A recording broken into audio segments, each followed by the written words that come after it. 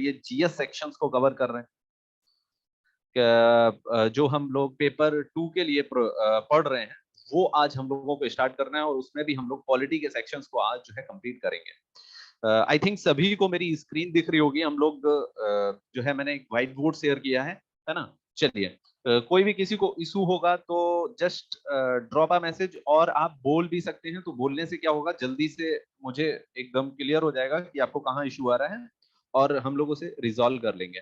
चलिए, तो मैं थोड़ा सा आपको सिलेबस के बारे में एक brief point of view discussion कर देता हूँ। ये जो हमारा एग्जाम है वो ओके अभी भी लोग जुड़ रहे हैं, ठीक है। एपीएससी एग्जाम है, सभी को इसमें क्लियर होगा। और इसमें हम लोग जो है असिस्टेंट इंजीनियर यानी एई एंड जूनियर इंजीनियर यानी जेई, इन दोनों के लिए जो एग्जाम कंडक्ट कराया जाता है उसके लिए जो मैं आपका पेपर लेने वाला हूं वो सेकंड पेपर होगा, दैट इज नॉन टेक्निकल। जो नॉन टेक्निकल पेपर होगा उसके लिए हम लोग यहाँ पे जो है आज अपनी क्लास को स्टार्ट किए हैं और चीजों को समझेंगे नॉन टेक्निकल में क्या क्या आता है। अगर मैं एक बार ब्रीफ कर दूं कि नॉन टेक्निकल पेपर में क्या क्या आता है तो समझिएगा गाइस जरा। एक ज्योग्राफी जो है हमारा नॉन टेक्निकल में हमको देखने को मिलता है। एक हमको पॉलिटिकल साइंस यानी जिसे आप नॉर्मली पॉलिटी बोल देते हैं, that is also one of the part of our non technical exam. If we go next then जो हमारा हिस्ट्री है वो भी मेजर पोर्शन लेके आता है हमारे नॉन टेक्निकल एग्जाम में। हिस्ट्री भी आपका असम जीके जो है इसमें आपका पूछा जाता है। असम जीके इसमें जो है आपका पूछा जाता है। और अगर हम लोग इसमें बात करेंगे असम जीके के साथ साथ हमारा कुछ इसमें मैथ्स का अरिथमेटिक देखा जाता है। मैथ्स का अरिथमेटिक, किसी को कहीं भी इशू हो then raise your voice and we will like solve it out. और इतना यहाँ पे हो गया। और हम लोग देखेंगे कि यहाँ पे कुछ रीजनिंग के भी हमसे क्वेश्चन जो है पुटअप किए जाते हैं, ठीक है। कुछ रीजनिंग के भी जो है हमारे क्वेश्चन सबसे जो है पुटअप किए जाते हैं। और अगर मुझे इसमें देखना है तो लास्ट चीज जो हमारी बट नॉट लीस्ट हमारी जो बची हुई है वो है हमारा करंट अफेयर्स का सेक्शन। कौन सा सेक्शन? तो करंट अफेयर्स का सेक्शन जो हमारा है वो लास्ट सेक्शन है। इतने सारे सेक्शंस हमारे इस एग्जाम में आते हैं। इस एग्जाम में जो टोटल नंबर ऑफ क्वेश्चंस आपके आस्क होते हैं that are 100 in number. 100 question यानी 100 क्वेश्चंस आपसे पूछे जाते हैं। आप अप्रोक्स मान के चलिए एक सब्जेक्ट का वेटेज अगर आप देखेंगे तो लगभग आपको वेटेज 8 मार्क्स से लेके 9 मार्क्स से 10 क्वेश्चन, 8 क्वेश्चन या 9 क्वेश्चन, इस तरह से आपको एवरेज में ये क्वेश्चंस मिलते हैं, ठीक है। हर सेक्शन की मैं बात करूंगा, ऐसे ही आपके क्वेश्चंस जो है पूछे जाते हैं एग्जाम में।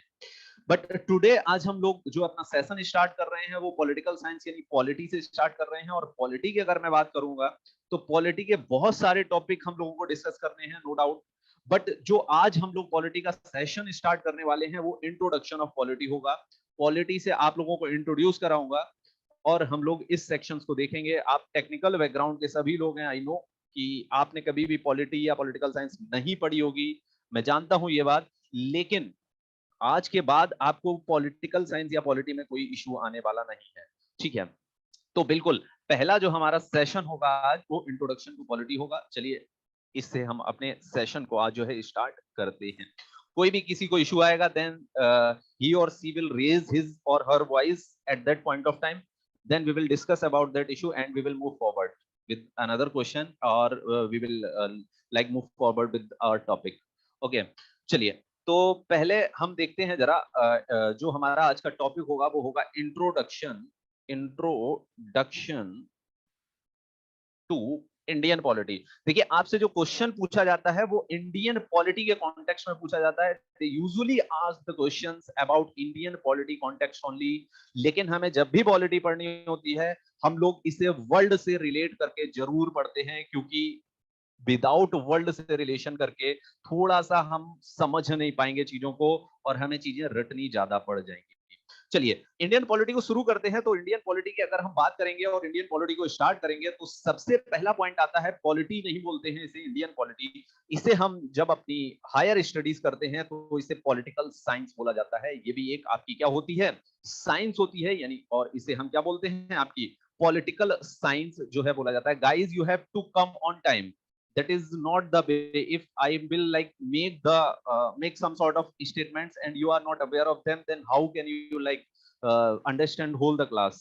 तो पॉलिटिकल साइंस, इसे हम क्या कहेंगे, पॉलिटिकल साइंस कहेंगे, इसे हिंदी में राजनीतिक विज्ञान कहते हैं। और जब भी मैं पढ़ाना स्टार्ट करता हूं इस पॉलिटिकल साइंस को, सिंपल लैंग्वेज में कहते हैं राज करने की साइंस, यानी साइंस और अभिज्ञान जिससे हम रूल करते हैं। क्या करते हैं? जिससे हम आपका रूल करते हैं, यानी शासन करते हैं। तो इसे हम आपके 4 पार्ट्स में डिवाइड कर देंगे। पहला पार्ट आपका आता है पॉलिटिकल थॉट्स। समझना इस चीज को, जिसने पहली बार पढ़ा है हो सकता है उसे इश्यूज आए, लेकिन आप 2-3 क्लासेस जरूर लेना, अटेंड करना, फिर आपको समझ आएगा कि हाँ, एकदम इजी बना दूंगा मैं। जो भी आपका आएगा बहुत सिंपल आता है, बहुत कम आता है एग्जाम्स में, मुझे पता है, लेकिन उसको इजी बनाने के लिए क्या करना होगा कि आप लोगों को जो है क्या करना होगा, आप लोगों को बने रहना होगा साथ में। क्लास 2-3 क्लास कम से कम करनी होगी और कायदे से इन चीजों को आपने रिवाइज भी करते रहना होगा। चलिए, political thought and philosophy. Political thought and philosophy, देखिए, अगर हम बात करेंगे कि जो आपका राजा था, राजा यानी किंग था, वो भी कभी भारत, वो भी अलग अलग देशों पे रूल किया करता था, ठीक है। और उस तरह के पॉलिटिकल स्ट्रक्चर को हम मोनार्की यानी राजशाही या राजतंत्र कहा करते थे। लेकिन क्या हुआ कि समय समय पे जो है समझदार लोग विश्व में जन्मे, उन्होंने जन्म लिया और पॉलिटिकल थॉट्स यानी नए नए राजनीतिक विचार और राजनीतिक दर्शन दिया। फिलॉसफी माने दर्शन दिया कि इस तरह की पॉलिटिकल व्यवस्था होनी चाहिए, इस तरह की पॉलिटिकल व्यवस्था होनी चाहिए। उसी को पॉलिटिकल साइंस में हम लोग पॉलिटिकल थॉट या फिलॉसफी बोलते हैं। इसमें अगर मैं आपको कुछ नाम बता दूं, आप शायद जानते होंगे सोक्रेट्स यानी सुकरात को, आप जानते होंगे प्लेटो को, आप जानते होंगे विष्णुगुप्त को। ये कुछ आपके क्या हो जाएंगे, ये कुछ आपके जो है पॉलिटिकल फिलोसफर्स हो जाएंगे। और भी बहुत सारे पॉलिटिकल फिलोसफर्स हैं, मैं यहाँ पे नाम भी नहीं लिख सकता। जीन जैक्स रूसो हैं आपके, आपने कार्ल मार्क्स का नाम सुना होगा। तो बहुत सारे आपके पॉलिटिकल फिलोसफर्स आपको देखने को मिल जाएंगे, जिन्होंने अलग अलग तरह की राजनीति करने की व्यवस्थाओं को जन्म दिया है और उन्हें राजनीति करने की व्यवस्थाओं को अपनी किताबों में लिख के लोगों तक पहुंचाया है। इसे बोलते हैं पॉलिटिकल थॉट्स या पॉलिटिकल फिलॉसफी, यानी अलग अलग तरह की राज करने की व्यवस्था देने वाले लोगों को ही आपका पॉलिटिकल फिलोसफर या पॉलिटिकल थिंकर कहा जाता है। इसके कुछ एग्जांपल मैंने आपकी स्क्रीन पे लिख रखे हैं, Socrates, Plato, Vishnugupta, Karl Marx and many more others as well. ठीक है, लेकिन आपके एग्जाम पॉइंट ऑफ व्यू से ये वाला भाग इंपॉर्टेंट नहीं है। मुझे बताना था पॉलिटिकल साइंस में 4 पार्ट होते हैं, अलग अलग चीजों का अलग अलग जगह पे आपका अध्ययन किया जाता है।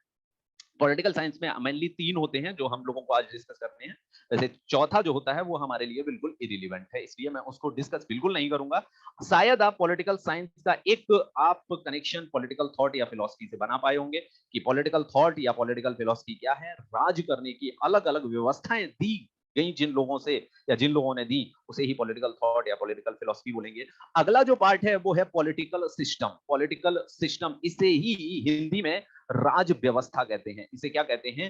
राज व्यवस्था, यानी राज करने की व्यवस्था। व्यवस्था क्या कहते हैं भाई? राज करने की व्यवस्था।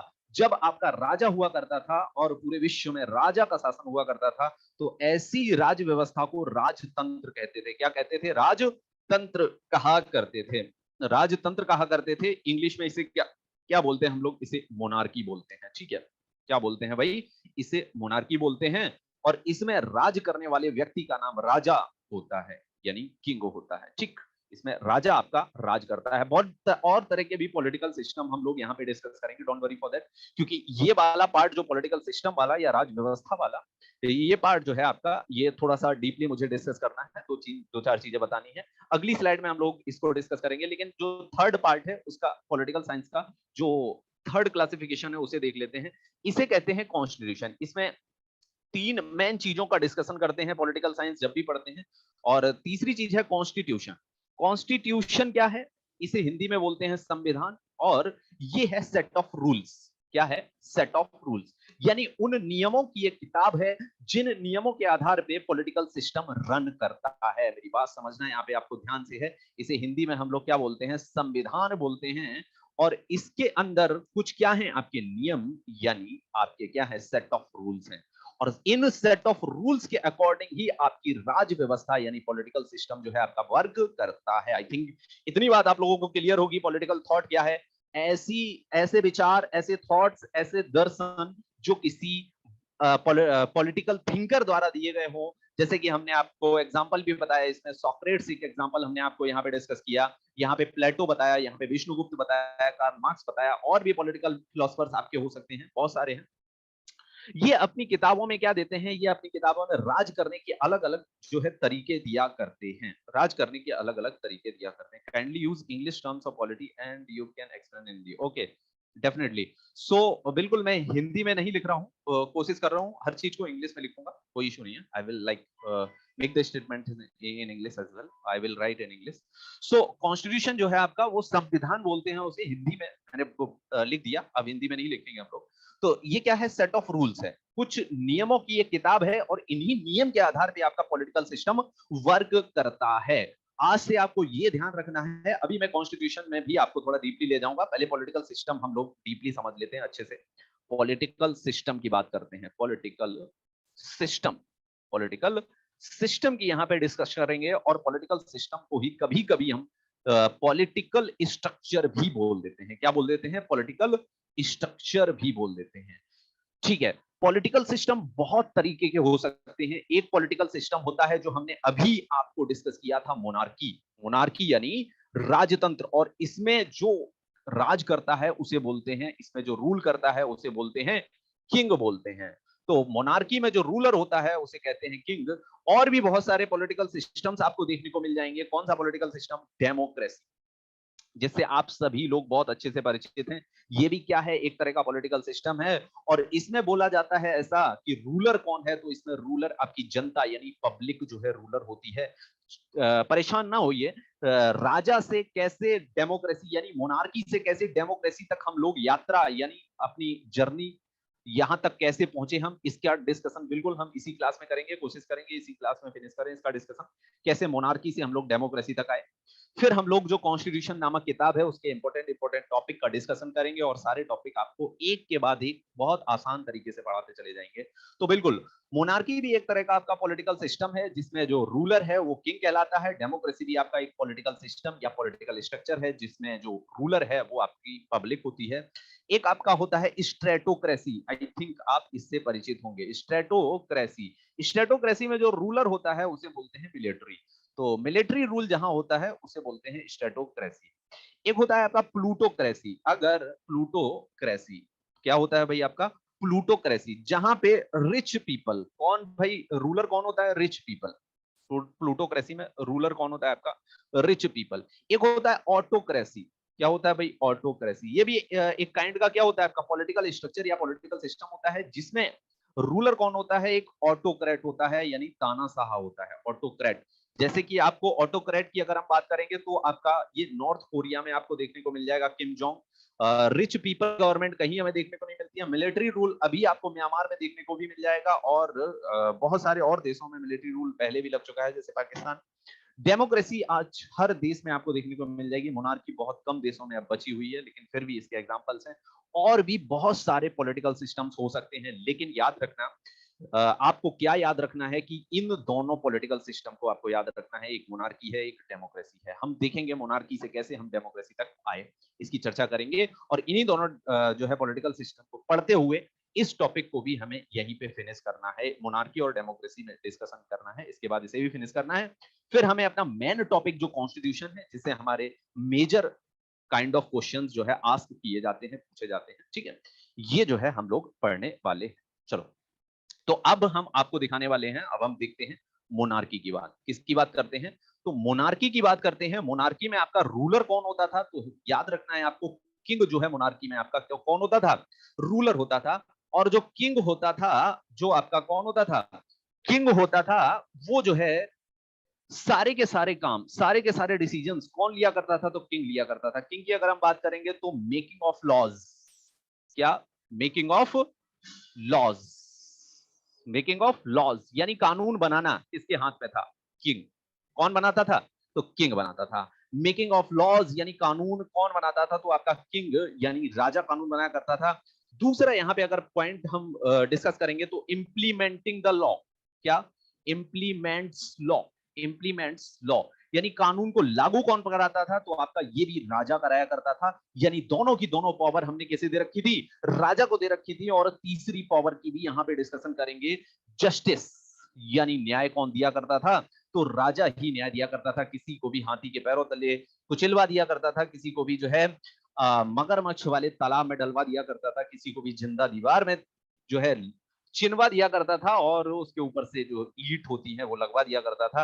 यानी तीनों के तीनों काम हमने किसको दे रखे हैं? राजा को दे रखे हैं। और अगर ये तीनों काम राजा को दे रखे हैं तो राजा बहुत ज्यादा पावरफुल हो जाएगा। और जब कोई ज्यादा पावरफुल हो जाता है तो वो क्या करता है? वो ह्यूमिलिएशन करता है। क्या करता है भाई? ह्यूमिलिएशन आपका किया करता है, यानी उत्पीड़न किया करता है। क्या किया करता है?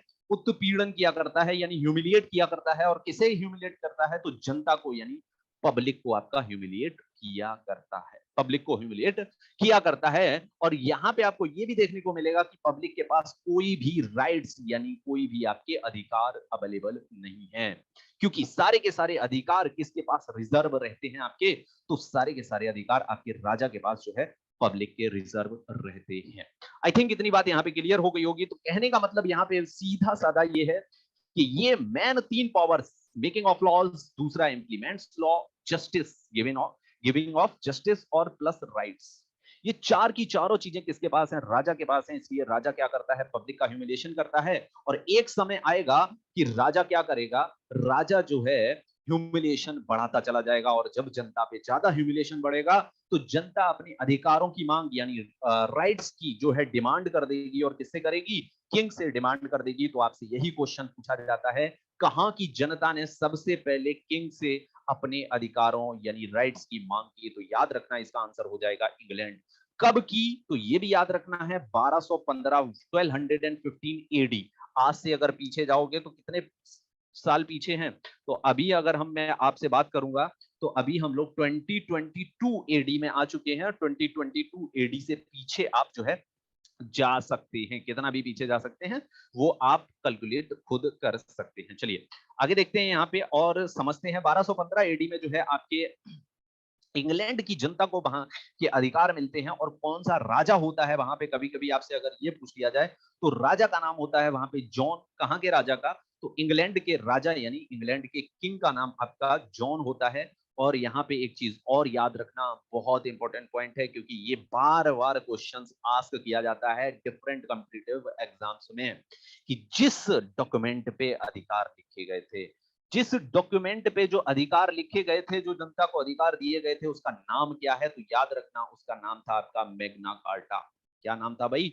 Magna Carta is the name of document in which the rights of the people has been written. ठीक है, तो उस डॉक्यूमेंट में, जिस डॉक्यूमेंट में जो है राइट यानी अधिकार लोगों के लिखे गए थे, उससे मैग्ना कार्टा बोला गया। इसलिए इसलिए हमारे संविधान में भी भारत की जनता को कुछ अधिकार दिए गए हैं। और वो हमारे संविधान के कौन से भाग में लिखे हैं? तो पार्ट 3 में जो है हमारी जनता के लिए जो भी अधिकार दिए हैं हमारे कॉन्स्टिट्यूशन में पार्ट 3 में लिखे हुए हैं। इसीलिए आपको याद रखना है कि जो पार्ट 3 है उसे भारत के संविधान का मैग्ना कार्टा भी बोला जाता है। You have to keep in mind, this is very important fact.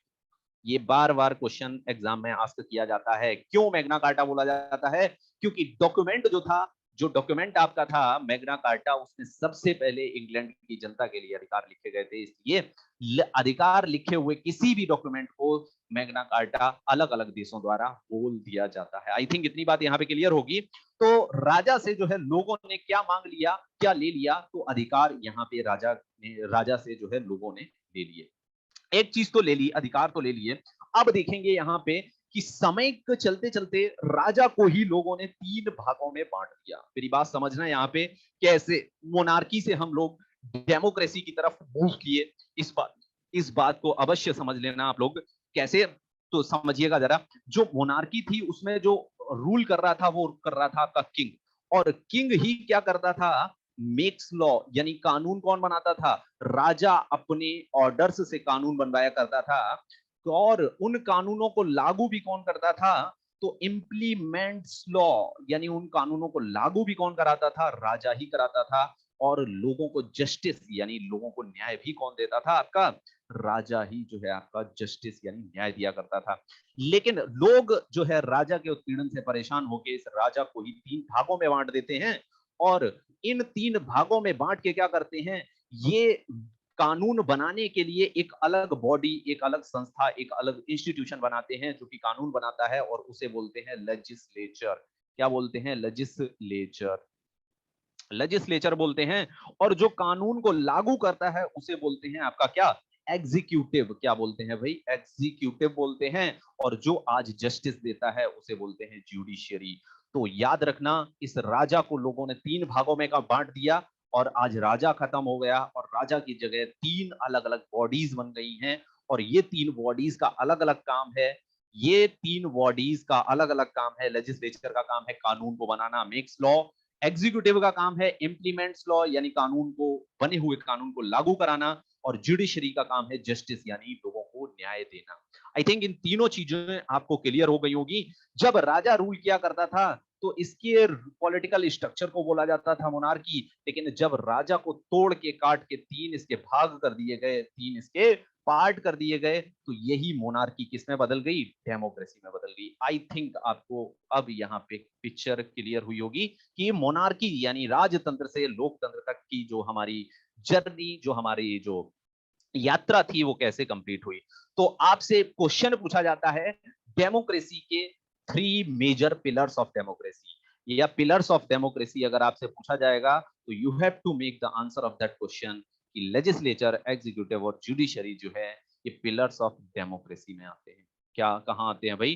Pillars of democracy के अंदर आ जाते हैं। आई थिंक इतनी बात आपको क्लियर हो गई होगी, कैसे हम मोनार्की से लेकर डेमोक्रेसी तक की जो है यात्रा किए। अब यहाँ पे एक बात और बताने का समय आ चुका है आप लोगों को कि यहाँ पे सुनिएगा जरा मेरी बात। जो राजा होता था, क्या राजा के ऊपर कोई कानून, कोई नियम, कोई रूल लागू होता था जब वो कोई काम कराता था? तो नहीं होता था।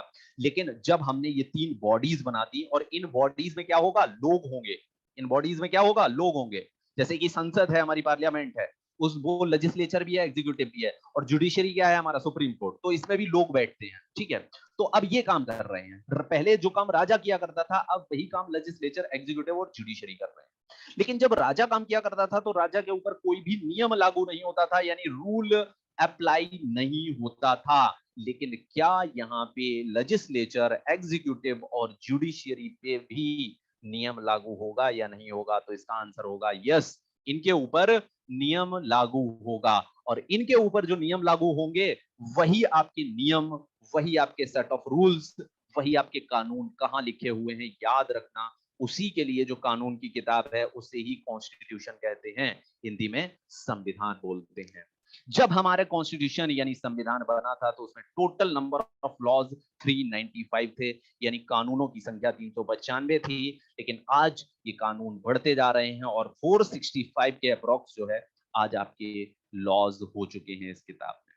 ठीक है, मैं कॉन्स्टिट्यूशन की पूरी किताब की चर्चा करूंगा, क्योंकि इसी में से आपके सबसे ज्यादा मैक्सिमम क्वेश्चन रेज होते हैं। ठीक है, so don't worry for that, constitution की पूरी चर्चा करूंगा। लेकिन इससे पहले एक चीज और हमें समझनी है। अगर कॉन्स्टिट्यूशन में जुडिशरी, एग्जीक्यूटिव और लेजिस्लेचर के लिए आपके लॉज हैं, कानून हैं, नियम हैं, तो अगर कोई किसी का मर्डर कर देता है, कोई किसी की चोरी कर लेता है, कोई किसी का कुछ भी कर लेता है, तो उसके लिए नियम और कानून आपके कहां लिखे हुए हैं? ये क्वेश्चन आप हमसे कर सकते हैं, बिल्कुल। तो इन ऐसे नियम या कानून को बोलते हैं इंडिविजुअल लॉज। क्या बोलते हैं? इंडिविजुअल लॉज, यानी व्यक्तिगत रूप से लगने वाले कानून, इंडिविजुअल लॉज। तो इंडिविजुअल लॉज अगर बात करेंगे, तो व्यक्तिगत रूप से लगने वाले कानून जो है कहां लिखे हैं? तो आईपीसी नामक किताब आपने सुनी होगी, इंडियन पीनल कोड। इसमें धाराएं हैं यानी सेक्शंस हैं। ठीक, क्या है इसमें भाई? सेक्शंस हैं 302, 306, इस तरह की धाराएं आपको आईपीसी में मिल जाएंगी। एक और किताब है जिसका नाम है सीआरपीसी, क्रिमिनल प्रोसीजिंग कोड। ठीक है, एक और किताब है आपकी सीपीसी, सिविल प्रोसीजिंग कोड। ठीक है, बहुत सारे और भी कानून बनते चले आते हैं। जैसे कि अभी आपने कुछ दिन पहले ही देखा था कि एक आपका कानून बन के आया था, फार्म लॉ, फार्म लॉज। ठीक है, फार्म लॉज। ठीक है, क्या बन के आया था? फार्म लॉज नाम का कानून बन के आया था, किसान कानून बन के आए थे, और वो खत्म हो गए। तो समय समय पे बहुत सारे कानून आपके बनते हुए चले आते हैं। तो ये जो कानून है, ये इंडिविजुअली यानी व्यक्तिगत रूप से लगने वाले कानून हैं। और अगर हम बात करेंगे अपनी कॉन्स्टिट्यूशन नामक किताब की, तो उसमें लिखे हुए कानून सारे के सारे किस पे अप्लाई होते हैं? लेजिस्लेचर, एग्जीक्यूटिव और जुडिशरी। लेकिन यहाँ पे आपको ध्यान देने की बात यह भी है कि जो ये कानून कॉन्स्टिट्यूशन नामक किताब में लिखे हुए हैं लेजिस्लेचर, एग्जीक्यूटिव और जुडिशरी में, इसके साथ साथ कुछ कानून ऐसे भी हैं जो व्यक्तिगत यानी इंडिविजुअली अप्लाई होते हैं। जब हम इस बुक को कंप्लीटली रीड करेंगे, एक एक चीज को देखेंगे जो आपके एग्जाम पॉइंट ऑफ व्यू से इंपॉर्टेंट है, तो मैं बताता जाऊंगा कि ये वाले लॉज जो है इंडिविजुअल लागू होते हैं, कुछ ही हैं। जैसे पार्ट 3 है फंडामेंटल राइट्स, वो इंडिविजुअली लागू होता है, हर किसी पे लागू होता है। लेकिन और बहुत सारी चीजें हैं जो आपकी किस में लागू होती हैं, जो है आपकी राज्य व्यवस्था में, एग्जीक्यूटिव, लेजिस्लेचर और जुडिशरी पे अप्लाई होती है। आई थिंक इतनी बात सभी को यहाँ पे क्लियर हो चुकी होगी, कोई इशू यहाँ पे आपको नहीं आ रहा होगा। मैंने आपको क्या क्या बताया, अगर मैं इसे समराइज करूं 1 मिनट में, तो मैंने आपको बताया पॉलिटिकल साइंस की जो है 3 शाखाएं होती हैं, 3 ब्रांचेस होती हैं। इसमें एक political thinker plus political philosopher मैंने आपको डिस्कस किए। दूसरे में पॉलिटिकल स्ट्रक्चर, यानी राज करने की व्यवस्थाएं, राज करने के स्ट्रक्चर डिफरेंट डिफरेंट हो सकते हैं, बहुत सारे स्ट्रक्चर, डेमोक्रेसी, मोनार्की, स्टेटोक्रेसी के साथ साथ प्लूटोक्रेसी, बहुत सारे क्रेसी हमने देखे, बहुत सारे पॉलिटिकल स्ट्रक्चर देखे। तीसरी किताब जो है कॉन्स्टिट्यूशन, उसकी चर्चा हमने की। और हमने आपको बताया मोनार्की से लेकर डेमोक्रेसी तक की जो आपकी जर्नी है वो कैसे हुई, कैसे राइट्स यानी अधिकार लोगों को मिले, कैसे राजा को जो है एग्जीक्यूटिव, लेजिस्लेचर और जुडिशियरी में काट दिया गया और एक नए राज व्यवस्था, एक नए पॉलिटिकल स्ट्रक्चर का जन्म हुआ जिसे हमने डेमोक्रेसी कहा। और डेमोक्रेसी में जो भी पिलर्स होते हैं डेमोक्रेसी के, वो उन सेट ऑफ रूल्स के अकॉर्डिंग चलते हैं। किन सेट ऑफ रूल्स के अकॉर्डिंग चलते हैं? उन सेट ऑफ रूल्स के अकॉर्डिंग चलते हैं जो कॉन्स्टिट्यूशन नामक किताब के अंदर लिखे हुए हैं। ठीक है, इतनी डिस्कशन किया हमने, और अब आगे जो भी हमारा डिस्कशन होने वाला है वो होने वाला है कॉन्स्टिट्यूशन नामक किताब पे। अब मैं आपको कॉन्स्टिट्यूशन नामक किताब पढ़ाऊंगा, और जो हमारे क्वेश्चन हमारे एग्जाम में बनते हैं वो इस कॉन्स्टिट्यूशन नामक किताब से ही बनते हैं। ठीक है, जैसे आपके पास नॉर्मल बुक्स होती हैं, ऐसे ही आपकी एक और बुक है जिसे हम कॉन्स्टिट्यूशन कहते हैं, और इसी में जो आपके लॉज हैं, जो कानून हैं, वही आपको एग्जाम में पूछे जाते हैं। कुछ टेक्निकल चीजें पूछी जाती हैं, कुछ सीधे कानून आपसे पूछ लिए जाते हैं। वैसे जो भी मैंने बताया ये आपका बैकग्राउंड क्लियर करता है political science, polity, Indian polity के बारे में। और फिर अब हम लोग कॉन्स्टिट्यूशन नामक किताब को पढ़ेंगे। यहां तक अगर किसी को कोई डाउट है, किसी को कोई इशू है, तो पूछ सकता है।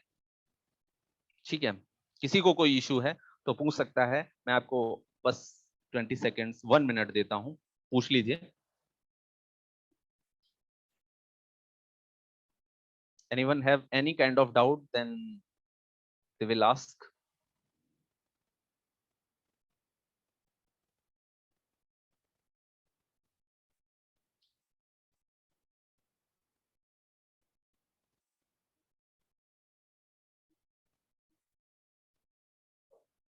कोई इशू नहीं है किसी को?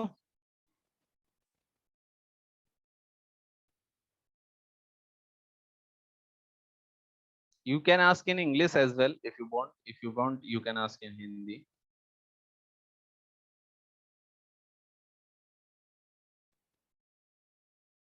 चलिए चलिए आगे चलते हैं हम लोग। आई थिंक किसी को कोई डाउट नहीं है, कोई नहीं हैंड रेज भी नहीं कर रहा है और कोई भी हम लोग से पूछ भी नहीं रहा है। चलिए ओके, चलिए आगे चलते हैं। तो कॉन्स्टिट्यूशन जो किताब है आपकी, नॉर्मल आपकी बुक्स होती हैं वैसे ही आपकी कॉन्स्टिट्यूशन जो है बुक है। और इस कॉन्स्टिट्यूशन नामक किताब को, क्योंकि ये इतनी ज्यादा डिफिकल्ट है पढ़ना, इसे रीड करना, इसे, तो हम क्या करते हैं, जो भी चीज डिफिकल्ट होती है उसे पार्ट्स में डिवाइड करके पढ़ लेते हैं, उसके जो है उसे कट कर लेते हैं, कट कर लेते हैं, क्या करते हैं, कट कर लेते हैं। तो हमने भी क्या किया, कॉन्स्टिट्यूशन नामक किताब 4 हिस्सों में, 4 पार्ट्स में जो है कट कर दिया। तो जैसे आप एक नॉर्मल बुक पढ़ते हैं तो उससे पहले पेज को खोलते हैं तो पहले ही आ जाता है ऑथर्स वॉइस, इस तरह का एक पेज आ जाता है जिसमें ऑथर जो होता है, जो आपका राइटर होता है, वो अपने कुछ वर्ड्स को लिखता है। ठीक है, तो जो ऑथर्स वॉइस या ऑथर्स वर्ड्स करके जो पेज आता है, ऐसे ही कॉन्स्टिट्यूशन नामक किताब खोलेंगे तो सबसे पहला पेज आपको मिलेगा जिसे हम बोलते हैं प्रीएम्बल। ठीक है, क्या बोलते हैं, प्रीएम्बल। ये मात्र 1 पेज का है, एक ही पेज है ये कॉन्स्टिट्यूशन नामक किताब। आप कॉन्स्टिट्यूशन बुक को ओपन करेंगे तो ये एक पेज आपको मिल जाएगा जिससे आपके क्वेश्चन बार बार पूछे जाते हैं। एक पेज है लेकिन इंपॉर्टेंट है, इसे हम डिस्कस करेंगे, अच्छे से समझेंगे, चीजों को देखेंगे आगे। ठीक है, दूसरा, जैसे आप और सब किताबें खोलते हैं, ओपन करते हैं बुक, तो उसमें आपको चैप्टर्स देखने को मिल जाएंगे, लेकिन जो कॉन्स्टिट्यूशन खोलेंगे तो इसमें पार्ट्स देखने को मिलेंगे, पार्ट्स। टोटल पार्ट्स की अगर हम बात करेंगे तो कितने पार्ट्स थे, तो 22 पार्ट्स जो है हमारी बुक में कॉन्स्टिट्यूशन नामक किताब में थे, जब हमारी कॉन्स्टिट्यूशन नामक बुक जो है 1950 में जो है बन के तैयार हुई थी। और अगर आज की बात करेंगे, आज की डेट की बात करेंगे, तो इसमें जो है जो पार्ट्स हैं आपके वो बढ़ गए। पार्ट्स कितने हो गए हैं, तो 25 पार्ट्स जो है आपके हो चुके हैं। ठीक, अगर मैं यहाँ पे आपसे ये बताऊंगा कि जो 22 पार्ट्स थे उसमें कितने नंबर ऑफ कानून, कितने नंबर ऑफ लॉज थे, तो 395 लॉज हुआ करते थे। लेकिन आज की तारीख में, आज की डेट में जो है आपके 465 जो है लॉज आपके हो चुके हैं। कितने लॉज जो है आपके हो चुके हैं, जो है आपकी कॉन्स्टिट्यूशन नामक किताब में 465 जो है कानून हो चुके हैं। इसे डिस्कस करना है, सारे पार्ट्स पढ़ेंगे, प्रियम्बल को भी हम रीड करेंगे यहाँ पे। चलिए, थर्ड चीज जो है हमारी, थर्ड चीज जो है हमारी वो है आपकी, थर्ड चीज जो है हमारी वो है आपकी क्या, वो है आपकी शेड्यूल्स। क्या है भाई, शेड्यूल्स। देखो, क्योंकि हमारी किताब, हमारी कानूनों की किताब, हमारा कॉन्स्टिट्यूशन वैसे ही दुनिया का सबसे बड़ा, सबसे वास्ट कॉन्स्टिट्यूशन है, इसलिए हमने इसके पार्ट्स या इसके लॉज को और ज्यादा बड़ा ना करके हमने क्या किया, हमने जो भी चीज यहाँ पे डिफाइन करनी थी वो हमने नहीं की। यानी पार्ट्स में वो चीज डिफाइन नहीं की, और सारी की सारी डेफिनेशंस कहाँ लिख डाली हमने, तो शेड्यूल्स में डेफिनेशन लिख डाली। ठीक है, तो टोटल अगर शेड्यूल की बात करेंगे तो जब हमारा कॉन्स्टिट्यूशन बना था तो टोटल शेड्यूल आपके 8 थे, लेकिन अगर आज की बात करेंगे तो आज आपके शेड्यूल जो है इंक्रीज होके 12 हो चुके हैं। ये शेड्यूल भी एक क्लास में आपके खत्म हो जाएंगे, एक क्लास इसमें लगेगी और एक क्लास आपकी इसमें लगेगी प्रियम्बल में। बाकी बची हुई सारी क्लासें जो है हम लोग पार्ट्स में जो है इन्वॉल्व करेंगे और पार्ट्स को सीखेंगे। ठीक है, तो अगर मैं लास्ट की बताऊं तो लास्ट चीज है अपेंडिक्स। अपेंडिक्स वो चीज है जो हमें पढ़ने की जरूरत नहीं है, और हमारे संविधान में भी वो ऐसी चीज है जो हटा दी गई है लेकिन फिर भी पड़ी हुई है। तो टोटल अपेंडिक्स 5 है, लेकिन हमें इसे रीड करने की कोई जरूरत नहीं है। जैसे हमारे शरीर में भी अपेंडिक्स होती है, हमारी बॉडी में भी अपेंडिक्स होती है, लेकिन क्या होता है जब वो हमारी बॉडी में जो है क्या कर देती है, अगर बॉडी को पेन देती है, परेशानी होती है बॉडी को, तो उस अपेंडिक्स को हम लोग क्या करते हैं, हम लोग निकलवा देते हैं। तो अपेंडिक्स को पढ़ने की कोई जरूरत नहीं है। यहाँ पे हम लोगों को शेड्यूल एक क्लास में कंप्लीट कर लेने हैं, प्रियम्बल एक क्लास में कंप्लीट कर लेना है। बाकी जो पार्ट्स हैं और उनमें जो लॉज हैं, जिन्हें हम बोलते हैं आर्टिकल्स, क्या बोलते हैं, कॉन्स्टिट्यूशन में लिखे हुए लॉज को क्या बोलते हैं, आर्टिकल्स बोलते हैं। ठीक है, तो जो आर्टिकल्स हैं इनको याद करना है, इनको समझना है। तो ये है हमारी कॉन्स्टिट्यूशन नामक किताब। ये आपके सामने जो है मैंने इसको 4 पार्ट्स में डिवाइड करके सामने आपको दिखा दिया, क्या क्या हमें पढ़ना है, क्या क्या नहीं पढ़ना है, ये हमने आपको यहाँ पे डिफाइन कर दिया। अब अगर मैं बताऊं आपको कि हम लोगों की जो अगली क्लास होगी उसमें हम क्या पढ़ने वाले हैं, तो हम सारे के सारे पार्ट्स की चर्चा करने वाले हैं। जो अगली क्लास का टॉपिक होगा वो होगा पार्ट्स ऑफ कॉन्स्टिट्यूशन। क्या होगा, पार्ट्स ऑफ कॉन्स्टिट्यूशन जो है अगली क्लास का आपका टॉपिक होने वाला है। उसमें हम सारे के सारे 25 पार्ट्स को यहाँ पे डिस्कस करेंगे और उसमें आने वाले जो आर्टिकल्स हैं उनको भी देखेंगे। ठीक, उनको देखेंगे, खाली रेंज देखेंगे, फिर आर्टिकल्स को डीपली हम लोग डिस्कस यहाँ पे कर जाएंगे। कोई यहाँ पे किसी को इशू है, कोई समझ में नहीं आया, कोई डाउट है, तो you can like ask. If you want to ask in through comment, you can like chat, write in chat box, or you can like open your mic and ask question.